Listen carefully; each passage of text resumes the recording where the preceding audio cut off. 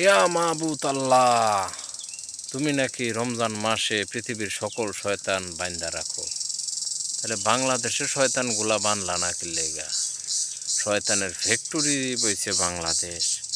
নানানভাবে শয়তানি কইরেই যায়। ইয়া মাহবুত আল্লাহ, তুমি বাংলাদেশের শয়তানগুলাও বান্ধো। তারা নামাজ পড়তে গিয়েও ঝামেলা করে এই রমজান মাসে। কেউ সূরা তারাবি পড়বে, কেউ বা পড়বে আবার খতমে তারাবি। তাইবে যেটা ভয় অন্যজনে যাই কইছে খতমে তারাবি পড়বে, হ্যাঁ আবার যদি সূরা তারাবি হয় কয় তারা সূরা তারাবি কইছে তারাই বেতন দিব নেম হুজুরের। এই ধরনের শয়তানগুলারে তুমি বাইন্ধা রাখো। আমার মনে হয় শয়তানের ফ্যাক্টরি বাংলাদেশ।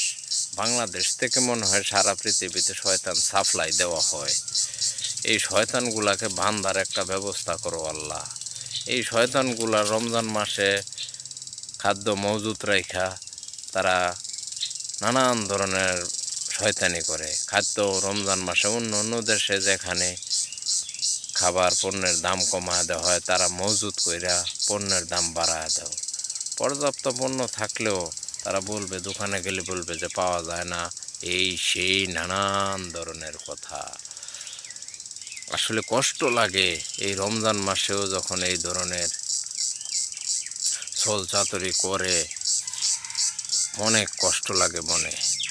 এই রমজান মাস ইবাদতের মাস, এখানে তারা ব্যবসা না জুড়াইছে।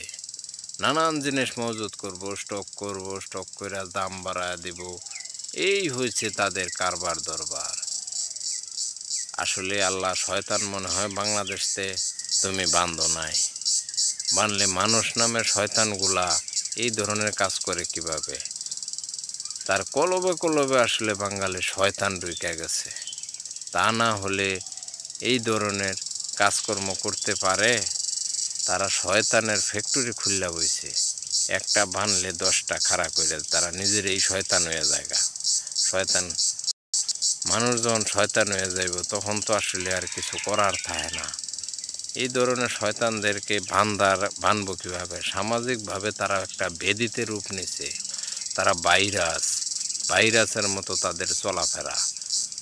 তারা ভয়ঙ্কর একটা শয়তান। তাদের কিছুই করার থাকে না, তাদেরকে না কিছু বলা যায় না কিছু করা যায়। শয়তানের একবারে হেডমাস্টার হয়ে গেছে বাংলাদেশের মানুষগুলা। এত শয়তান আর পৃথিবীর কোথাও মনে হয় নাই। শয়তানের ফ্যাক্টরি, এখানে শয়তান সাপ্লাই দেওয়া হয় আমার মনে হয় সারা পৃথিবীতে।